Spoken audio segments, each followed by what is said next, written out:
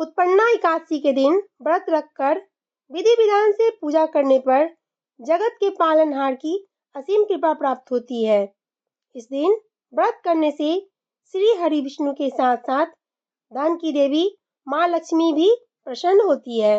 Radhe Radhe friends, आज की इस वीडियो में मैं बताने के लिए जा रही हूँ कि उत्पन्ना एकादशी किस दिन है, इसका महत्व क्या है, व्रत करने की आसान सी विधि क्या है एवं आज के दिन पिछले जन्मों के सभी पापों से छुटकारा पाने के लिए कौन सी कथा है जो हमें जरूर सुननी चाहिए।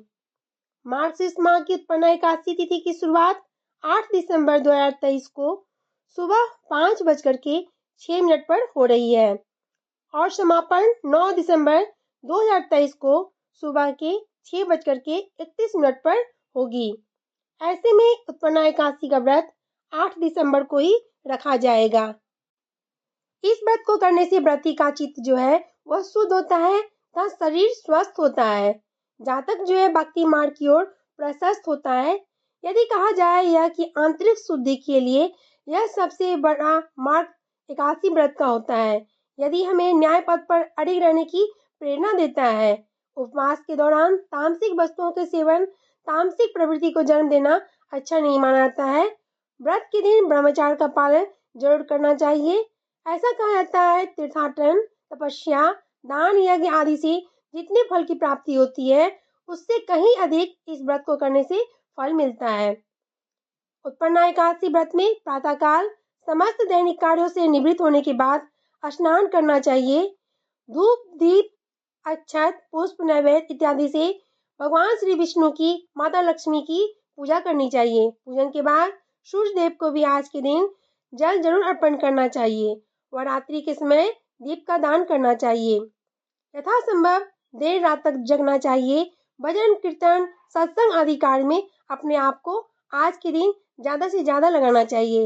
इस दिन अपने सामर्थ्य के अनुसार ब्राह्मणों को, गरीबों को दान दक्षिणा जरूर देनी चाहिए और भगवान से अपनी की हुई जाने वाली जाने अनजाने में की गई गलतियों के लिए, त्रुटियों के लिए दिल से क्षमा जरूर मांगनी चाहिए।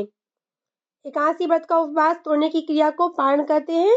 एकादशी व्रत के दूसरे दिन सूर्योदय के उपरांत पारण किया जाता है। एकादशी व्रत का पारण द्वादशी तिथि की समाप्ति के पूर्व अवश्य ही कर लेनी चाहिए। यदि द्वादशी तिथि सूर्योदय के पूर्व समाप्त हो गई है तो एकादशी व्रत का पारण सूर्योदय के बाद कर लेना चाहिए। द्वादशी तिथि के बाद पारण न करना पाप करने के समान होता है। यदि तिथि के दौरान हरिवासर है तो एकादशी व्रत का पारण नहीं करना चाहिए। व्रती को व्रत तोड़ने से पहले हरिवासर समाप्त होने की प्रतीक्षा करनी चाहिए। हरिवासर द्वादशी तिथि की पहली 1/4 अवधि होती है। उपवास तोड़ने के लिए सबसे उपयुक्त समय सूर्योदय के बाद का होता है। व्रत करने वाले श्रद्धालु को दोपहर में व्रत तोड़ने से जरूर बचना चाहिए। यदि आप किसी कारण से प्रातः काल में पारण नहीं कर पा रहे हैं तब दोपहर के बाद ही पारण करना चाहिए। अब मैं बताने के लिए जा रही हूँ एकादशी की तिथि होने पर क्या करें। कभी कभी 2 बार एकादशी तिथि आ जाती है। ऐसे में एकादशी व्रत लगातार 2 दिनों के लिए हो जाता है। जब एकादशी व्रत 2 दिन का हो जाता है तो स्मार्ट परिवारजनों को प्रथम दिन ही एकादशी व्रत को करना चाहिए। दूसरे दिन एकादशी को दूजी एकादशी कहते हैं।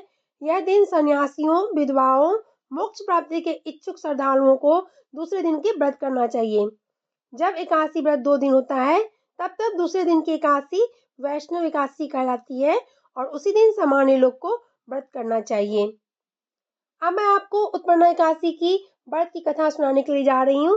बोलिए प्रेम से विष्णु भगवान की जय, माता लक्ष्मी मैया महारानी की जय।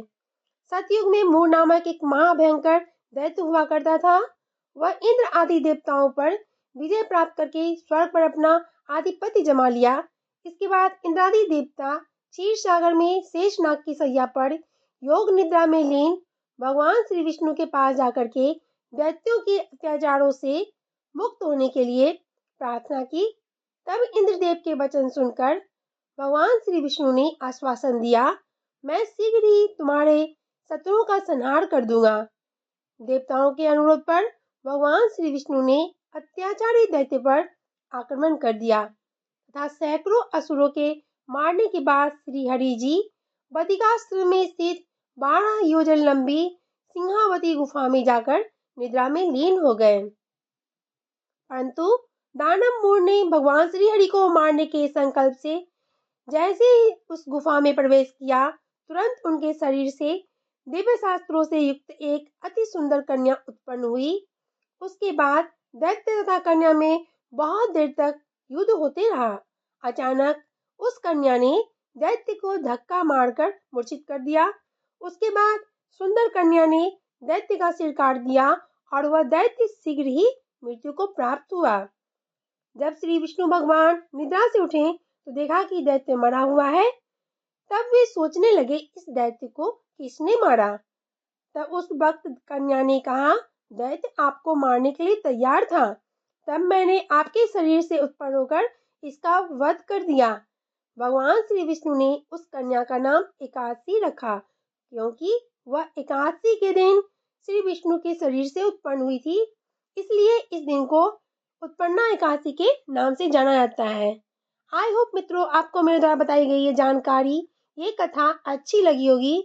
अगर थोड़ी सी भी यूजफुल लगी है तो प्लीज़ वीडियो को लाइक कीजिएगा, शेयर कीजिएगा, सब्सक्राइब कीजिएगा और बेल आइकन को प्रेस कर लीजिएगा, जिससे मेरे आने वाली वीडियो की जानकारी मिलेगी आपको सबसे पहले। तो मैं मिलती हूँ आपसे अगली नई वीडियो में। तब तक के लिए प्रेम से बोलिए राधे राधे, जय श्री कृष्ण। पूरा वीडियो देखने के लिए आपका बहुत बहुत आभार।